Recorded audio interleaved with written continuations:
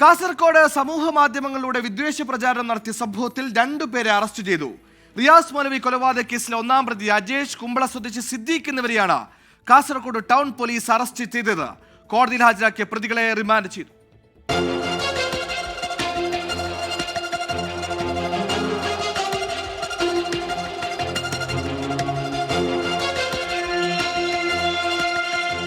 റിയാസ് മൗലവി കൊലപാതക കേസിൽ കോടതി വെറുതെ വിട്ടതിന് പിന്നാലെയാണ് 1-ാം പ്രതി കേളുകുടെ സ്വദേശി അജേഷ് വിദ്വേഷ പ്രചാരണം നടത്തിയത്.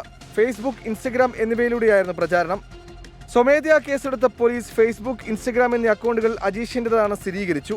ഇതിനുശേഷമാണ് ഇയാളുടെ അറസ്റ്റ് രേഖപ്പെടുത്തിയത്. റിയാസ് മൗലവി കൊലപാതക കേസിൽ കോടതി 3 പ്രതികളെയും വെറുതെ വിട്ടതോടെ പ്രതികൾക്കെതിരെ രൂക്ഷ പ്രതികരണവുമായാണ് കുമ്പള സ്വദേശി സിദ്ദീഖ് രംഗത്തെത്തിയത്. ഇതിലാണ് ഇയാൾക്കെതിരെ വിദ്വേഷ പ്രചാരണത്തിന് കേസെടുത്തത്. സൈബർ സെല്ലിന്റെ സഹായത്തോടെ കൂടുതൽ തെളിവുകൾ ശേഖരിച്ച ശേഷം 2 പേരെയും ടൗൺ പോലീസ് അറസ്റ്റ് ചെയ്തു. കോടതിയിൽ ഹാജരാക്കിയ പ്രതികളെ റിമാൻഡ് ചെയ്തു. 24 കാസർഗോഡ്.